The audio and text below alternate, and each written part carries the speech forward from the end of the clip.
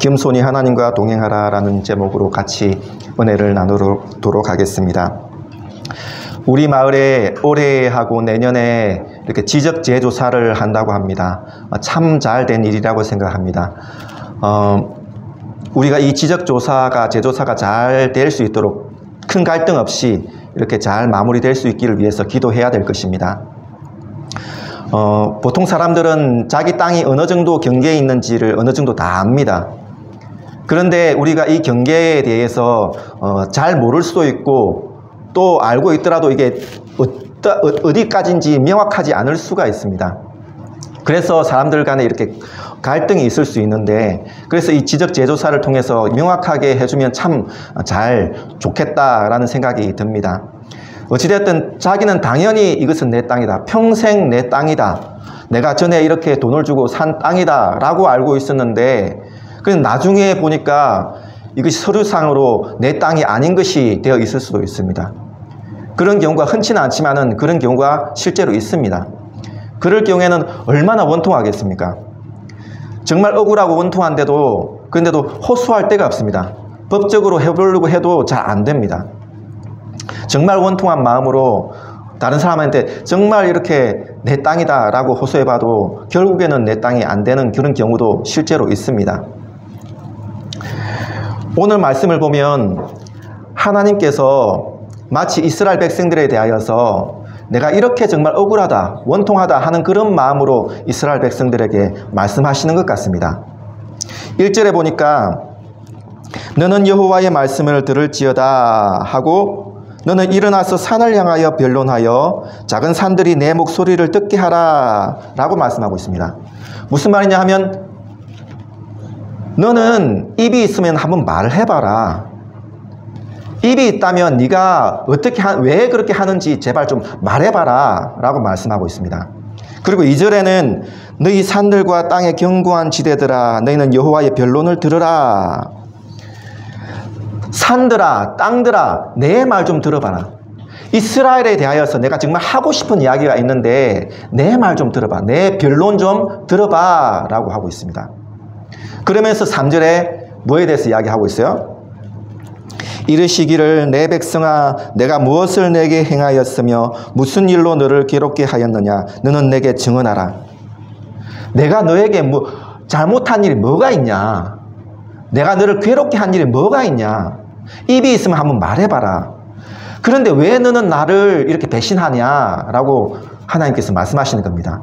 그리고 4절 5절에도 계속해서 하신 말씀이 뭐냐면 애굽 땅에서 인도해 내어서 너희가 종살이 하던 것을 내가 인도해 내지 않았느냐, 모세와 아론과 미리암을 통하여서 너희들을 인도해 주지 않았냐, 그때 너희가 그렇게 기뻐하고 즐거워하지 않았냐, 그리고 너희를 인도할 때에 그때에 발락과 발람이 너희들을 저주하고 너희들을 치려고 했을 때 내가 다 막아주지 않았냐, 그리고 시딤에서부터 길갈까지의 일을 기억해라. 즉 홍해에서부터 출발해가지고 홍해를 건너고 저 요단강을 건너가지고 이 가나안 땅까지 들어올 때까지 그 모든 일들을 너희들이 생각해봐라.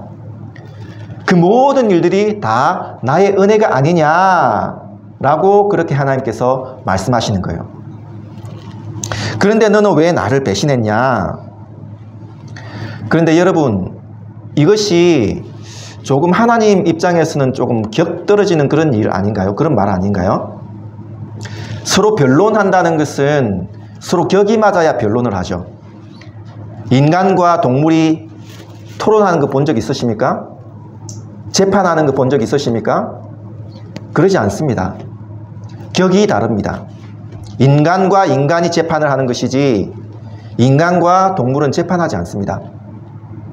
하나님과 인간이 재판할까요? 격이 맞지 않습니다. 변론을 할까요? 아닙니다. 격이 서로 맞지 않습니다. 그런데 왜 하나님이 이렇게 격떨어지게 우리가 서로 변론해보자 라고 말씀하실까요? 그것은 실제로 우리가 변론해보자, 누가 잘했는지 누가 못했는지 서로 따져보자 라고 말씀하시는 것이 아니라 무엇을 위해서 이렇게 말씀하시는 거예요? 제발 너희가 회개하고 나에게 돌아와라 라고 애원하고 있는 것이죠. 그런데 애원하고 있는 것도 솔직히 하나님의 격에는 맞지 않죠. 생각을 해보십시오. 나를 배신하고 떠난 여자에 대하여서 내가 뭘 잘못했냐? 내가 뭘 잘못했길래 네가 나를 배신하냐? 내가 너에게 이렇게 잘해주지 않았냐? 그러니 제발 나에게 돌아와 라고 하는 남자가 있다면 그런 남자에 대하여서 여러분들은 뭐라고 이야기하시겠습니까? 왜 그렇게 그 여자에게 매이냐? 구질구질하게 여자에게 매이냐? 그냥 그 여자 차버리고 그냥 다른 좋은 여자 만나서 재미있게 살면 되지 라고 그렇게 생각하지 않겠습니까? 그런데 하나님은 어떻게 보면 정말 이렇게 격떨어지고 어떻게 보면 정말 구질구질하게 보이는 그런 모습으로 여전히 이스라엘 백성들에게 애원하고 있죠. 나에게 돌아와라. 나에게 돌아와라. 왜 그렇게 하나님께서 그렇게 하시죠? 예, 정답은 하나님은 사랑이시기 때문에 그렇습니다. 하나님 입장에서도 쉽고 간단한 방법이 있습니다. 나를 아프게 한 만큼 그 놈도 아프게 하면 됩니다. 딱 그 정도만 하면 됩니다. 나를 고통스럽게 한 만큼 그 놈도 딱 그 정도만 고통스럽게 하면 됩니다. 그러면 이스라엘 백성 없어집니다. 그리고 새로운 민족 세우면 됩니다. 이것이 하나님 입장에서는 제일 쉬운 방법입니다. 그런데 하나님 그렇게 하시지 않습니다. 왜요? 하나님은 사랑이시기 때문입니다. 사랑이라는 것은 다른 말로는 오래 참음이고 또 다른 말로는 오랜 고통입니다. 그 고통을 오래 참는다는 것입니다. 모세가 하나님을 처음 만날 때 그때 하나님이 자기 이름을 뭐라고 알려주시죠? 나는 어떠한 사람이다? 어떠한 자다? 스스로 있는 자다 라고 말씀하십니다. 이 스스로 있는 자라는 것은 그냥 우리식으로 표현하면 내가 나다 라는 그런 말이죠. 내가 나다 라는 말은 단 한 번도 나는 나이기를 포기한 적이 없다. 단 한 번도 나답지 않은 말과 나답지 않은 행동을 한 적이 없다 라는 그런 말입니다. 하나님께서 사랑이시다 라는 말은 영원한 사랑, 즉 단 한 번도 사랑이시기를 포기한 적이 없다라는 말씀입니다. 나는 어제도 사랑이었고 오늘도 사랑이고 그리고 내일도 사랑이라는 것입니다. 영원한 사랑이라는 겁니다. 모든 사람들에게 사랑이라는 겁니다. 아브라함에게도 사랑이고 이삭에게도 사랑이고 야곱에게도 사랑이고 이스라엘에게도 사랑이고 오늘날 우리에게도 사랑이시라는 겁니다. 단 한 번도 하나님은 사랑이시기를 포기한 적이 없습니다. 그렇기 때문에 오늘날 우리가 여기에 있을 수 있는 것이죠. 하나님께서는 단 한 번도 그 본인의 모습을 포기하시지 않았고 여전히 사랑이시고 그렇기 때문에 그 사랑을 오늘도 우리에게 베푸시는 것입니다. 우리에게만 그러시는 것이 아니라 모든 사람들에게 동일합니다.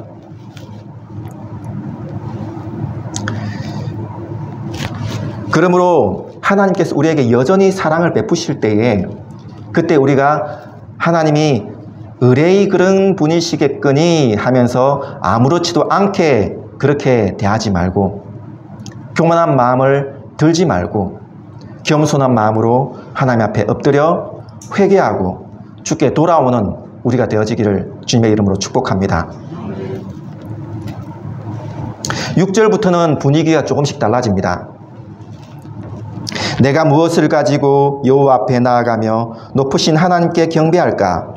무슨 말이냐 하면 내가 뭘 가지고 하나님께 예배할까? 라고 하는 겁니다. 내가 번제물로 1년 된 송아지를 가지고 그 앞에 나아갈까? 1년 된 살찐 송아지, 제일 값진 제일 좋은 송아지를 가지고 나아가면 하나님께서 기뻐하실까? 아마 기뻐하시겠지 하면서 나아간다는 겁니다. 그 다음에는 여호와께서 천천의 수량이나 만만의 강물 같은 기름을 기뻐하실까?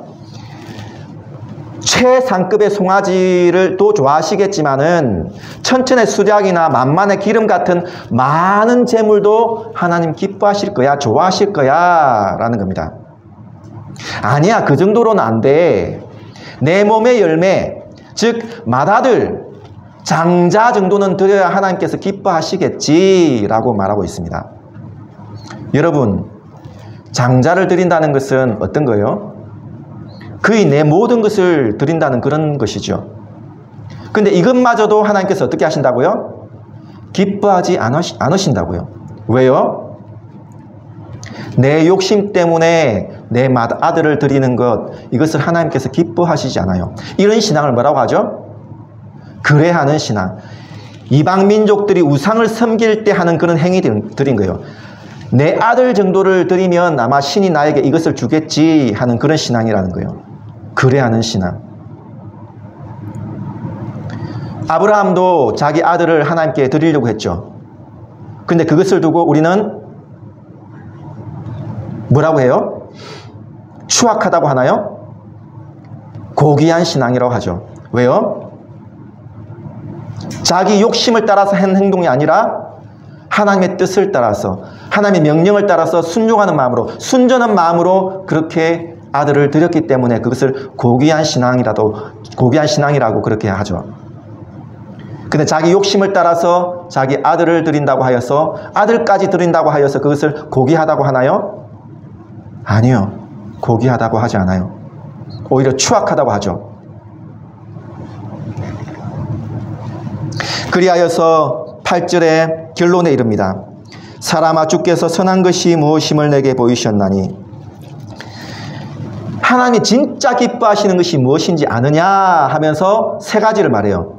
첫 번째는 뭐예요? 오직 정의를 행하며. 이 정의를 행한다는 것이 법대로 처리한다는 그런 뜻인가요? 그것이 아니라 이 정의라는 것은 더 하나님의 더 큰 법, 즉 사랑의 법을 따라 행하는 것을 의미합니다. 올바른 것을 행하는 것을 의미합니다.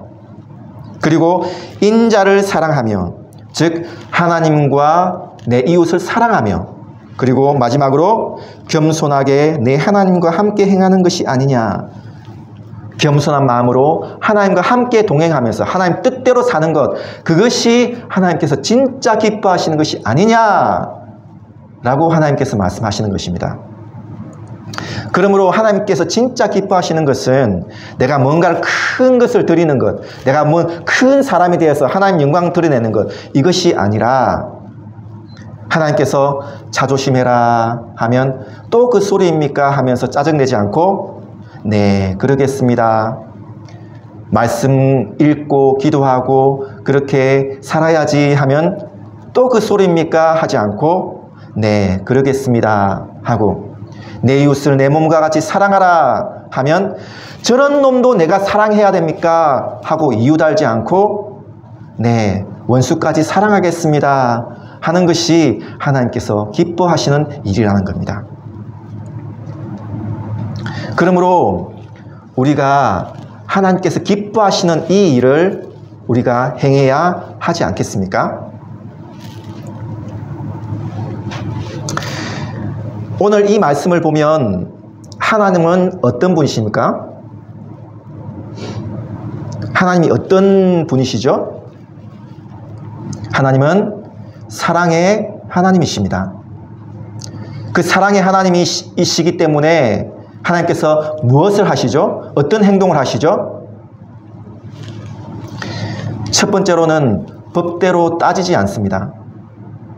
법대로 따지지 않는다는 것은 다른 말로는 오래 참는다는 것입니다. 법대로 집행하지 않으시고 오래 참는다는 그런 의미입니다.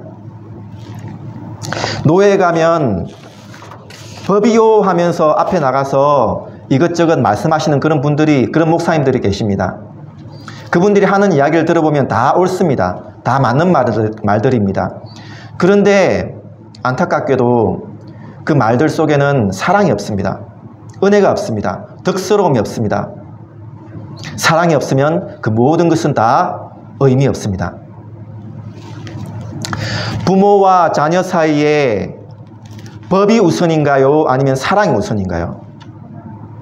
부모와 자녀 사이에 물론 법도 있죠. 질서가 있죠. 그러나 법이 우선이 아닙니다. 사랑이 우선입니다. 그렇다고 하여서 자녀가 법을 지키지 않나요? 법을 지키죠. 그러나 법을 지킴으로써 부모와 자녀 사이가 계속해서 이어지는 것이 아니라 사랑 안에서 그 법보다 더 강력한 법인 사랑의 법으로 자녀는 행하는 것입니다. 이것이 부모와 자녀 사이의 관계입니다. 마찬가지입니다. 하나님과 우리 사이가 부모와 자녀 사이입니다. 예수 그리스도의 공로로 우리는 하나님의 자녀가 되었습니다. 그러면 하나님과 우리 사이에는 법이 우선입니까? 아니면 사랑이 우선입니까? 사랑이 우선입니다. 법이 우선이 되지 않습니다. 법이 우리를 얽매지 않습니다. 법대로 하지 않아도 하나님 우리를 요놈 하면서 혼내지 않습니다. 그러나 그 자녀는 그 법보다도 더 강력한 법인 사랑의 법을 따라서 하나님을 사랑하고 그 하나님의 법을 따라 살고자 합니다. 이것이 하나님과 자녀 사이의 관계입니다. 그런데도 아직까지도 내가 하나님 앞에 뭔가를 하지 않으면 불안하고 하나님 뜻대로 살지 않으면 내가 벌을 받는 것 같고 벌을 받을 것 같고 그런 마음으로 신앙생활 하는 분들이 가끔씩 있습니다. 아닙니다. 이것은 지식이 부족한 부분이 아니라 믿음이 없는 것입니다. 하나님에 대한 신뢰가 없기 때문에 그런 행동, 그런 생각을 하는 것입니다. 하나님께서 우리를 향하여서 그렇게 오래 참으심으로 법대로 하지 않으시다가 마지막 때에 예수 그리스도를 통하여서 그 법이 무엇인지, 그 사랑이 무엇인지를 보여주셨습니다. 그러므로 우리는 그 하나님의 사랑을 따라서 하나님을 진심으로 사랑해야 됩니다. 그리고 또 이웃을 사랑해야 됩니다. 이웃에 대하여서 법이요 하면서 따지지 않고 오래 참아주셔야 됩니다. 이웃에 대하여서 참기 쉽지 않죠. 어렵죠. 내가 지는 것 같죠. 자존심 상하죠.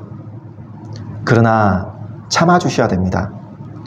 오늘 실패하였더라도 내일 또 실행하셔야 됩니다. 실천하셔야 됩니다. 그래하여서 조금씩 우리는 하나님의 자녀답게 변해가는 것입니다. 그러므로 하나님의 뜻을 따라서 하나님을 사랑하고 내 이웃을 내 몸과 같이 사랑하는 우리 모두가 되어지기를 주님의 이름으로 축복합니다. 그리고 또 하나님을 사랑하고 이웃을 사랑하기 때문에 우리가 하지 말아야 될 것이 있습니다. 무엇을 하지 말아야 될까요? 이기적인 그런 행동, 이기적인 마음을 가지지 말아야 됩니다. 무슨 말이냐 하면 이기적인 예배는 하나님을 모독하는 행위입니다. 선물을 우리가 받을 때에 그 선물을 받았음에도 불구하고 별로 기분이 안 좋은 때가 있습니다. 선물을 주는 사람이 내 마음 편하자고 선물을 주는 때가 있습니다.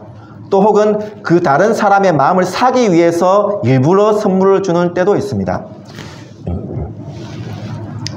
그것이 정말 자기 욕심을 위해서 그러는 것이면 그것을 알게 되었을 때는 내 마음이 오히려 좋지 않습니다.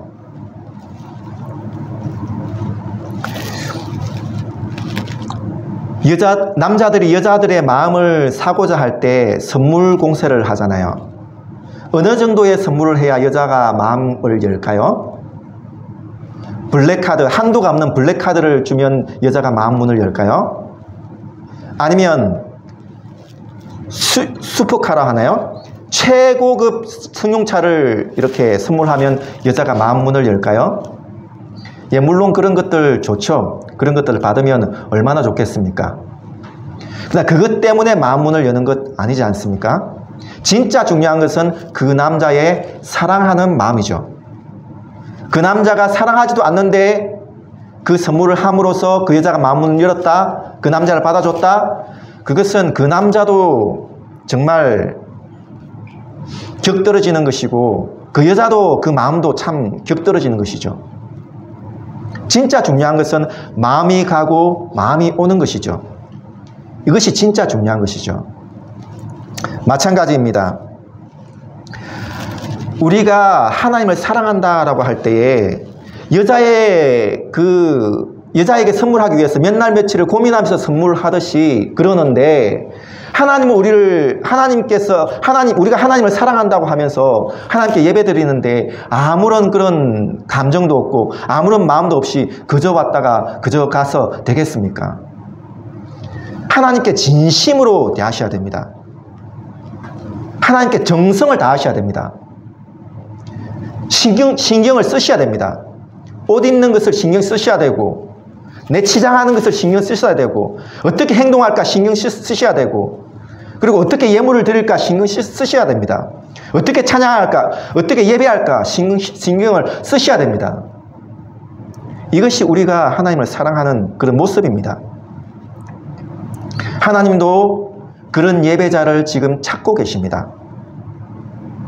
우리가 신령과 진정으로 하나님께 예배드리는 진정한 예배자가 되어지기를 주님의 이름으로 축복합니다. 그리하여서 결론적으로는 겸손히 하나님과 동행하셔야 됩니다. 하나님과 동행한다라는 것은 하나님과 같이 산다라는 그런 의미입니다. 우리가 부모님과 함께 살아갈 때에 부모님이 아무리 나이가 많고 늙어서 총명이 이렇게 약하여진다 할지라도 그 부모님의 권위를 인정하고 그 부모님의 명령에 순종하지 않습니까? 마찬가지입니다. 우리가 하나님과 함께 동행하며 살아간다는 것은 하나님의 권위를 전적으로 인정해 드리는 것입니다. 그 하나님의 권위를 인정해 드리고 그리고 그 하나님의 명령에 순종하는 것입니다. 이것이 하나님과 함께 동행하는 것입니다. 우리가 하나님의 명령대로 순종하면 우리가 우리 인생을 책임지지 않아도 괜찮습니다. 우리가 하나님의 명령에 순종하지 않으려고 하기 때문에 우리가 스스로 선택해야 되고 우리가 스스로 결정하고 우리 인생을 우리가 책임지려고 하는 것입니다.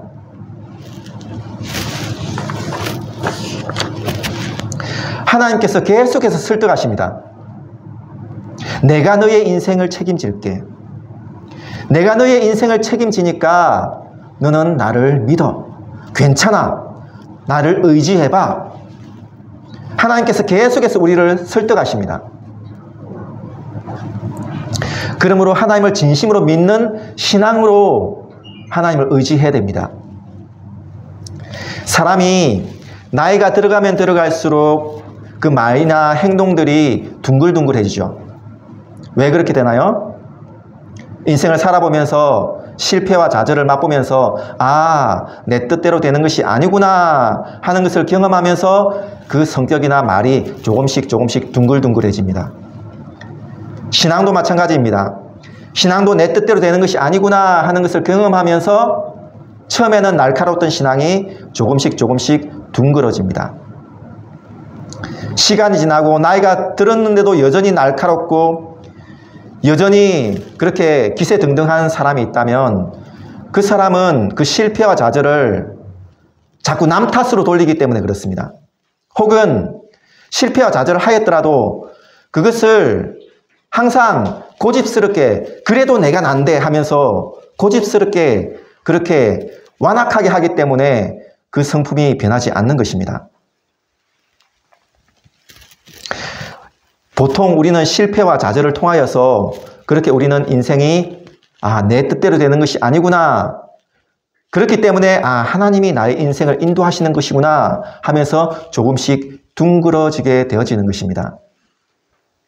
우리에게는 시간이 필요합니다. 좌절하는 시간이 필요하고 실패하는 시간이 필요합니다.